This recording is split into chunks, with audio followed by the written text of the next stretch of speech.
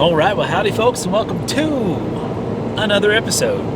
Flying solo this time. If you're new to the channel, it's usually me, my wife Sarah, and daughter Caroline. But on this trip, it's just me. Well, I take that back. We've got a special guest we'll be linking up with here shortly. But for now, we've got to put some miles under us. We're headed east to the mountains of Colorado. Let's ride along.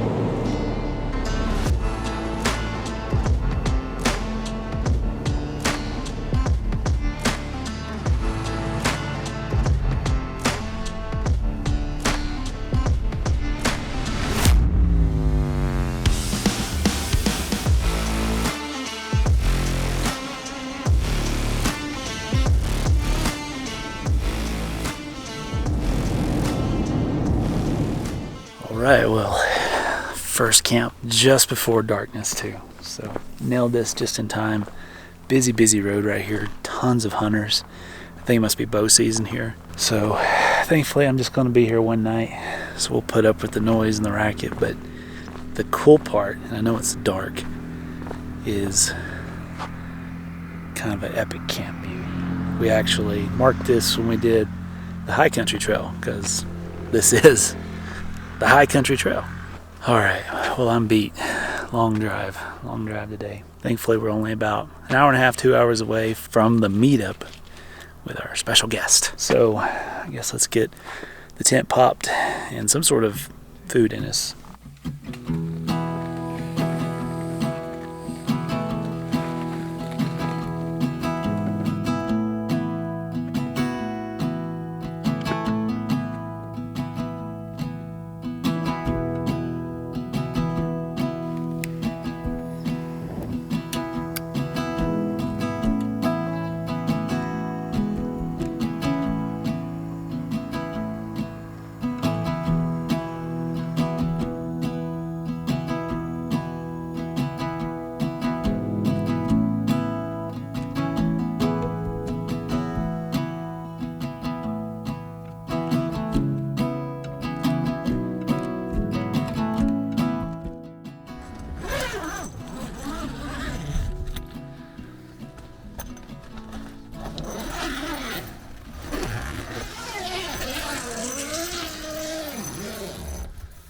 That's not smoke, that's dust.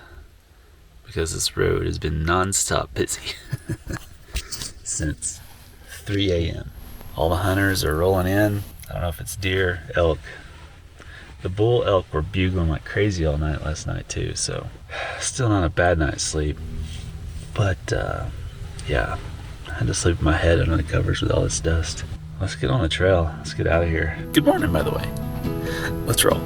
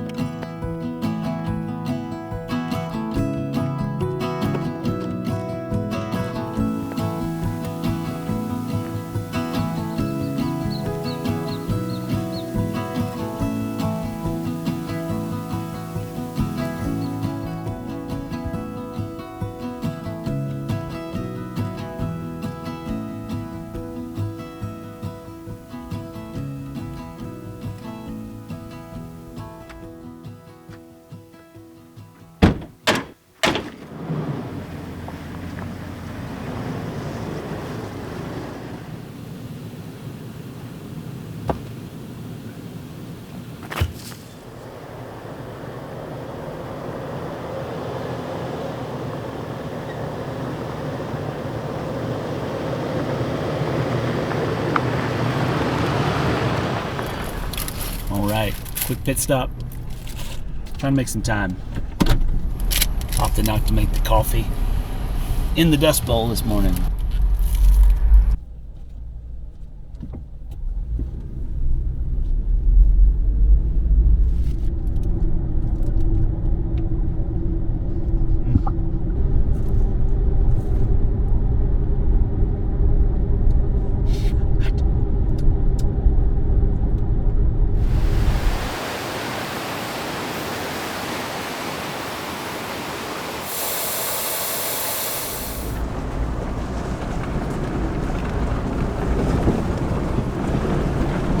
All right, folks, welcome to one of the most beautiful places in the world, and I might add, some of the most entertaining trails in the world as well. There's a reason why we don't come here very often, and it's because it's crowded.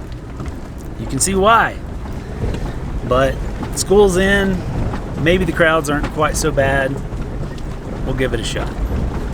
But the main reason I'm here is to meet up with an old friend.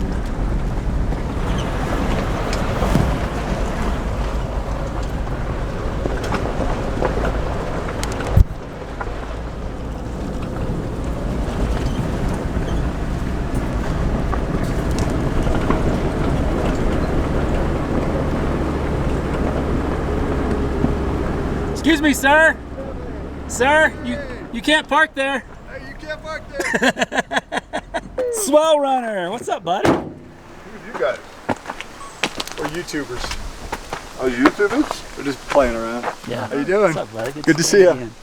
I like your shirt. You like my shirt? Yeah, looking good. This is his brand. So. So I'm thinking we can come down this direction, stay away from the popular spot for now, and either take California Gulch or Hurricane Pass, and then just kind of stay down here in this area until all the crowds disperse a little bit. It's been 7 years, I think. Has it been 7 years? I think it's been 7 years, 6 or 7 years since I've been on this trail, and it's still just mind-blowing. Let's go see some more.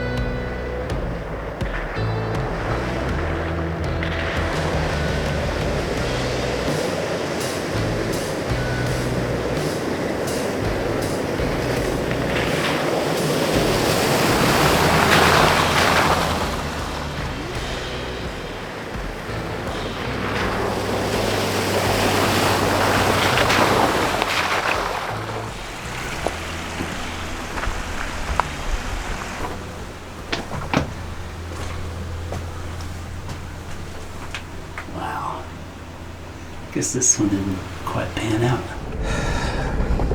Wow. Just wow.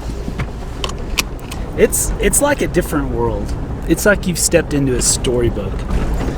And I only wish I had a time machine to go back, even before the mines were put into these hills, to be some of the first people to walk these mountains. Wow. I mean, even now, it's still mind-blowing, but could you imagine? No roads, no nothing, just pristine, untouched wilderness. What that must have felt like. How isolated this must have been. And then to be the first guy to find a little bit of gold, a little bit of color down in the creek. Yeah. If I had a time machine, it's a couple places I'd visit.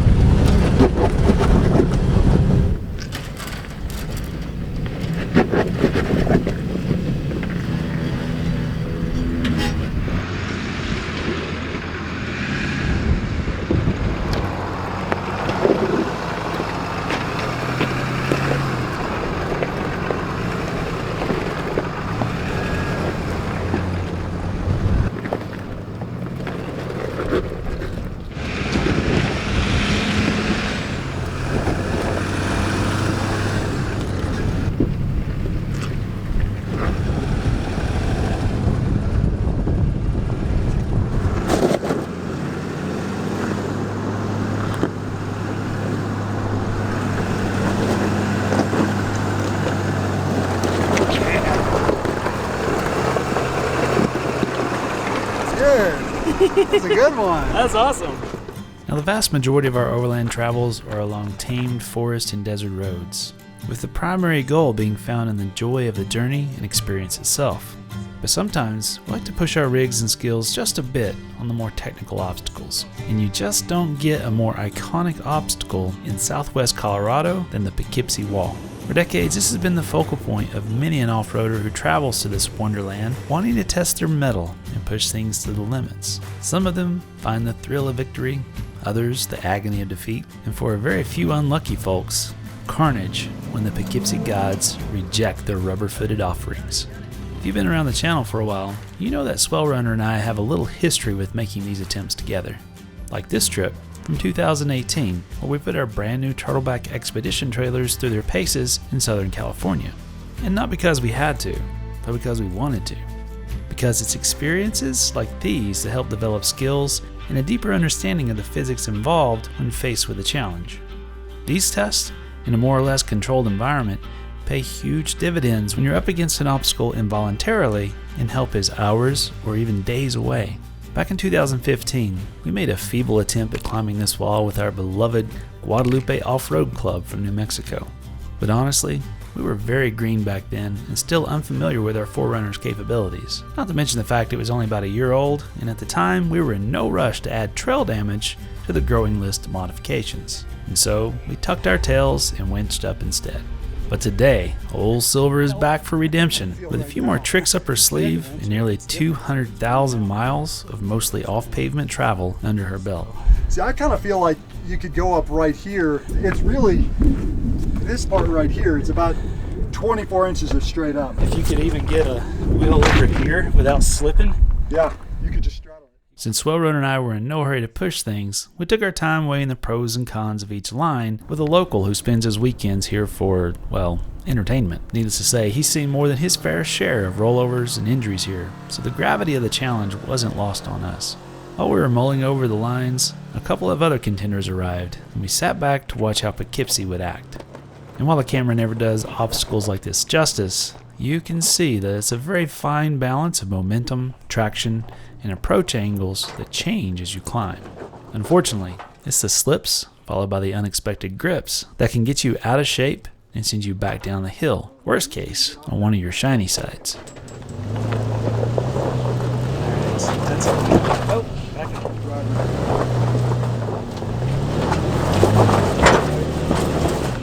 There it is. That's it. Oh.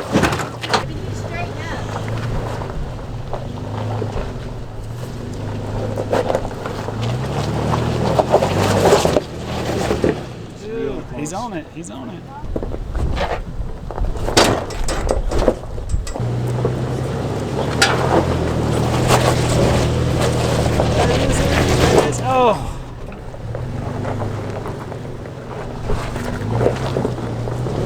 That's it. That's it.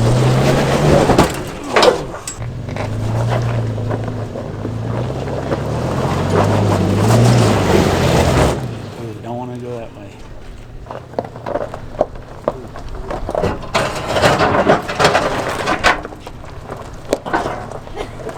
Definitely puts it in perspective, doesn't it? Yeah, I was like gung-ho a minute ago, but I'm not so gung-ho anymore. It's really interesting, you know, looking at it, but then you see the gravity and the force with the way, you know, the physics pull you. Yeah. I don't know. There's something funky about that hill that wants to push you in that hole every time.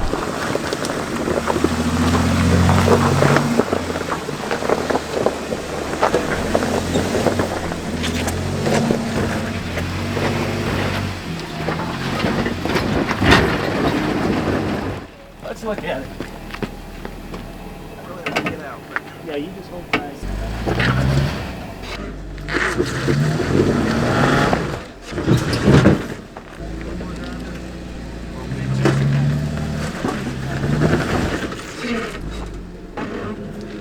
Ease back.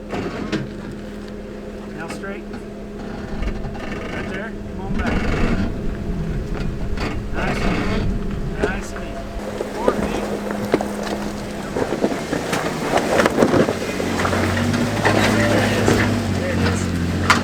Oh yeah. Nice. After working with our new trail friend Mike on a couple of different lines, we were beginning to visualize the best route, and it was time to settle up Silver for her redemptive attempt. With front and rear lockers engaged, it was all about keeping the right line at this point.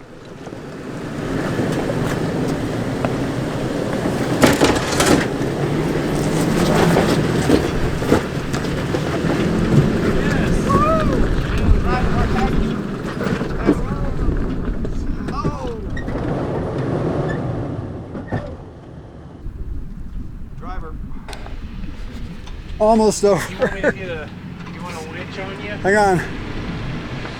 Turns out traction was no problem for the Mickey Thompsons, but I drifted a bit too far to the left and found a new maximum angle of off-camber for our trusty steer. Where I'm too comfortable with off-camber stuff, the next stage is just a roll. And then when you started moving forward a little bit, it came right back down. Well, that's why I kept going. I already felt it wanting to come back. Yeah. I thought you were going over, dude. That was awesome. I was puckering. That was fun. Thankfully, the mound on my passenger side was only inches away, and a gentle roll forward brought her back upright. The Poughkeepsie gods had smiled on Silver today, and the only damage we would see from this obstacle was the fresh holes in the driver's seat from a bit too much pucker power. Apparently that's a common side effect of the sphincter diff. Almost over. You want a winch on you? Hang on. You're coming back down. Now I gotta do it. Now I have to do it. Well, at least gently. Because you can't come back down. Just gently nose into it. That's all I did. I'll catch up with you tomorrow. Well, y'all can meet at the lake. Oh, there's a bypass, right? Yeah, there's no ego here. I would not, like, you do you, man. Because I'm concerned about your length. That's what she said, but. Slow and easy. She's never concerned. Now, it was time for the biggest challenge. Getting a full-size Dodge up and over this wall. The hardest part here was making sure that the long wheelbase didn't get high-centered on the hump midway up.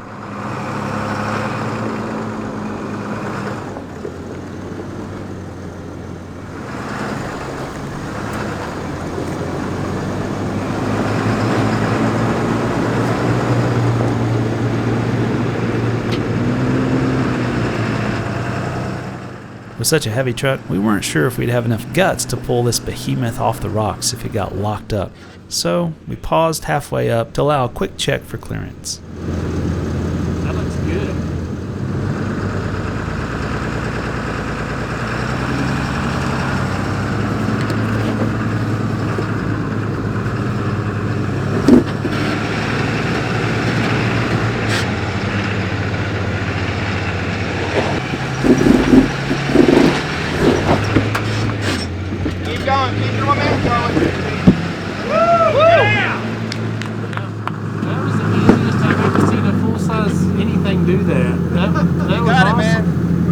Turns out, The 40-inch tires and an AEV suspension was more than enough to tame this obstacle, and we again celebrated another successful challenge, this time with no broken fingers.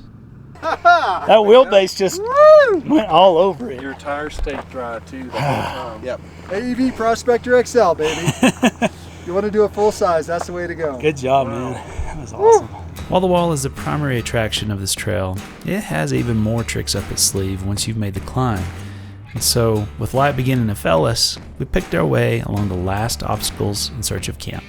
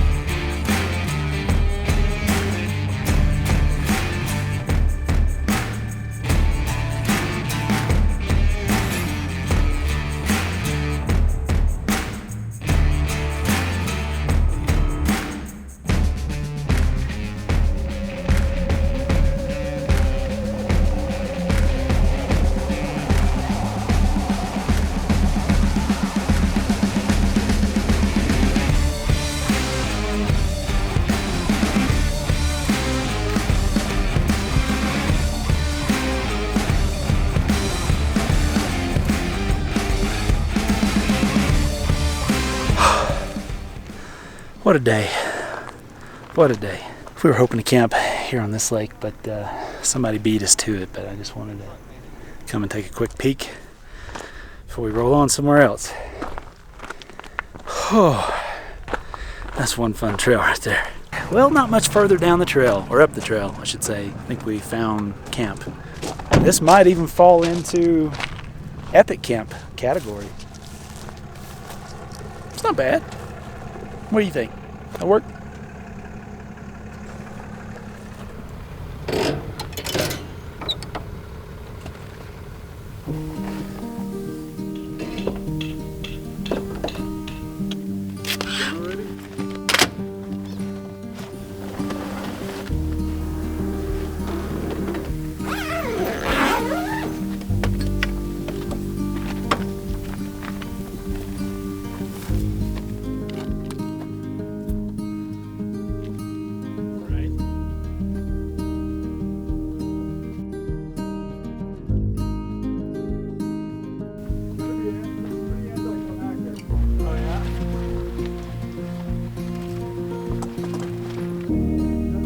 Wow, that is cool.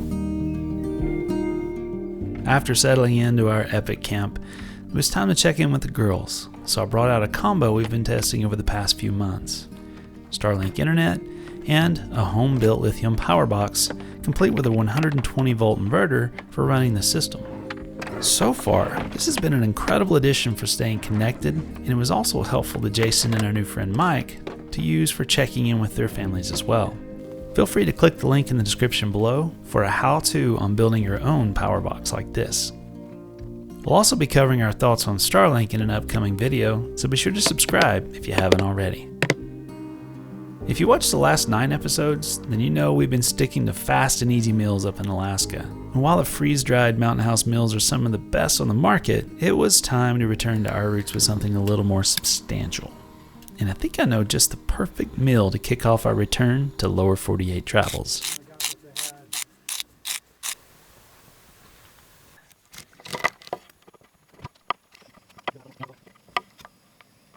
I know it's...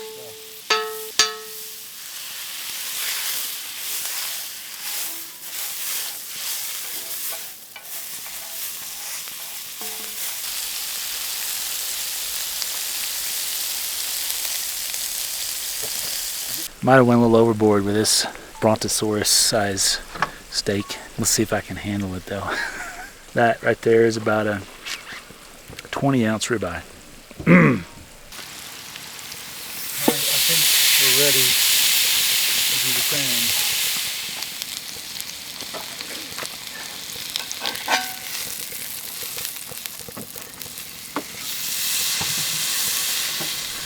Get hot, baby. Ready to see you. Oh yeah. Mine's good.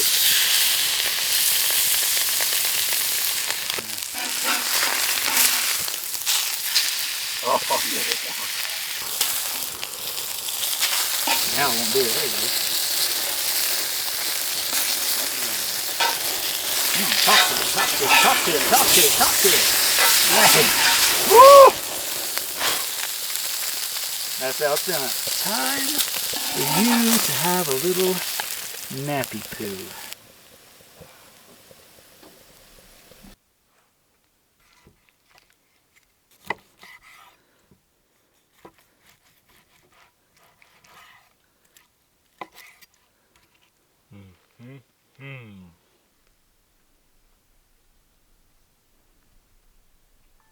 Move over, veggies. We got more important things to do. Oh man. Look at that. And enough for steak and eggs in the morning. I hope you've enjoyed the first leg of our Colorado adventure. We'll see you back here next week for even more travels in one of the most beautiful places on earth. And hey, if you really love what we do, then please consider supporting our channel over at lso.link/support, where you'll get access to all kinds of bonus info like campsites, pre-traveled routes, and exclusive videos like our new Coffee with Kevin sessions, where I cover everything from candid product reviews, upcoming adventures, and behind-the-scene antics. Until next time, remember to stay curious and leave it better than you found it.